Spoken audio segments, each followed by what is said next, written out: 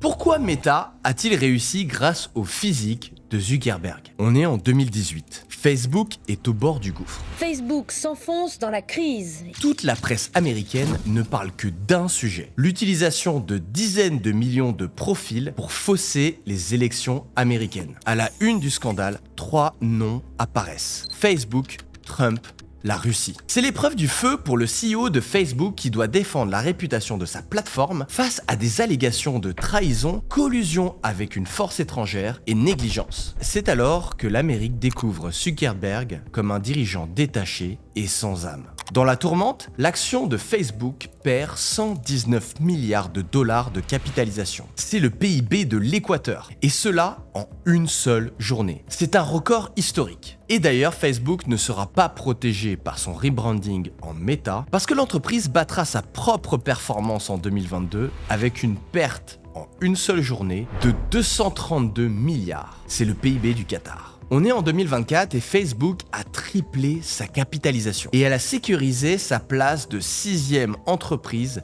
la plus puissante de Wall Street. Mais alors, que s'est-il passé? Avec mon équipe, on s'est posé la question de comment Zuckerberg avait réussi à sauver son entreprise. Est-ce qu'ils ont lancé de nouveaux produits révolutionnaires?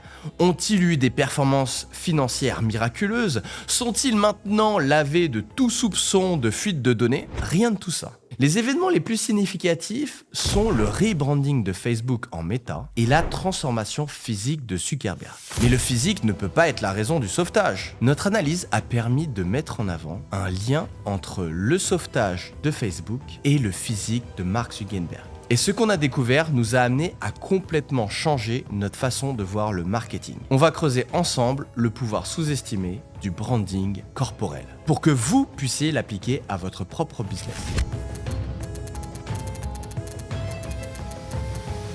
Ça, c'est Elon Musk à 28 ans. C'est la parfaite dégaine du développeur en déficit de vitamine D à la calvitie précoce. Et ça, c'est Elon Musk aujourd'hui. Après la revente de PayPal, Elon Musk cède le look de geek boutonneux pour incarner le personnage qu'il doit devenir, Tony Stark. La différence entre les deux Elon est drastique, et Musk ne lésine pas sur les moyens pour entretenir son nouveau costume de super-héros. Il fait même appel à Andrew Waits, le styliste des stars. Car Elon sait qu'il doit incarner physiquement la transformation des entreprises qu'il pilote. Le nouveau Golden Boy fréquente la crème d'Hollywood et sort avec des stars comme Amber Heard. Car ces entreprises nécessitent de trouver des investisseurs dont ces soirées ne manquent pas. Musk, qui est à la tête de 5 entreprises technologiques révolutionnaires, est devenu une figure incontournable. Non seulement pour ses idées futuristes, mais aussi pour sa présence imposante, renforçant son autorité et la confiance que ses équipes lui portent. Et on peut se poser la question, Musk aurait-il réussi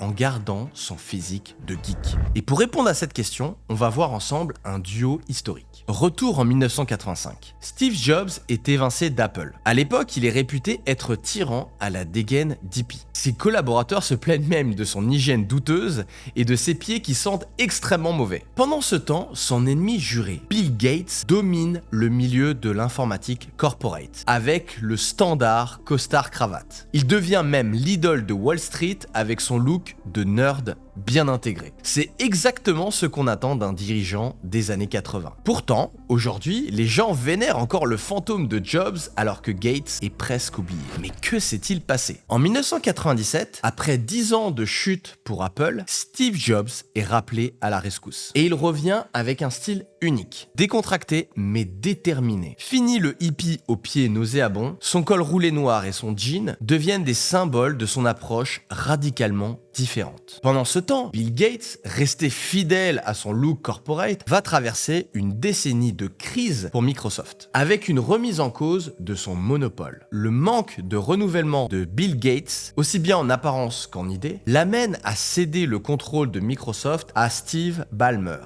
avec un style différent. Aujourd'hui, Jobs, malgré sa disparition prématurée, est entré dans la légende. Gates, quant à lui, a pris une retraite discrète, loin de la tech, en tant que philanthrope, non sans être critiqué.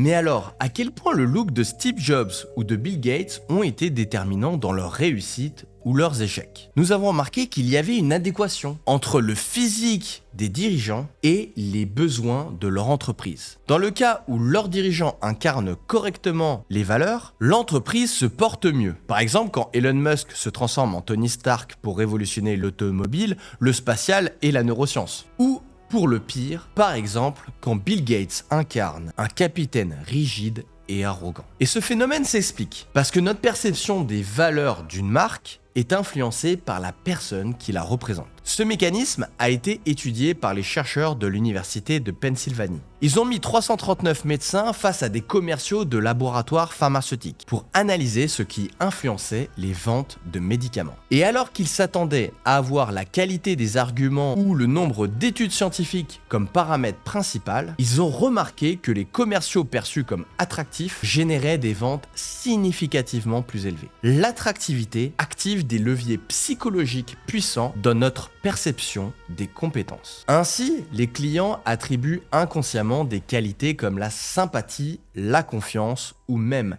l'expertise aux vendeurs attractifs, même sans autre information sur leurs compétences. Mais il y a un twist. Plus la relation dure, plus cet effet s'estompe, car les clients ont alors une meilleure évaluation des compétences réelles. Ainsi, l'apparence joue un rôle primordial dans l'impact initial, mais pour s'inscrire dans la durée, les compétences doivent suivre. Et on va voir que c'est exactement ce que Zuckerberg a appliqué pour sauver Facebook. Revenons à notre cher CEO de Meta. En 2004, les États-Unis découvrent un jeune dropout d'Harvard. Il est malaisant et asocial, mais l'image de jeune geek brillant est ce que raffole la Silicon Valley. Et c'est aussi ce qui lui a permis d'avoir le soutien des plus grands investisseurs. Parce que le mythe du génie de l'informatique qui change le monde est alors à son apogée. Mais en 2018, alors que Zuckerberg passe devant le Congrès, on voit qu'il n'a pas évolué. Il est toujours le geek asocial et malaisant des débuts de Facebook. Et toute l'Amérique se rend compte qu'il contrôle leurs données personnelles.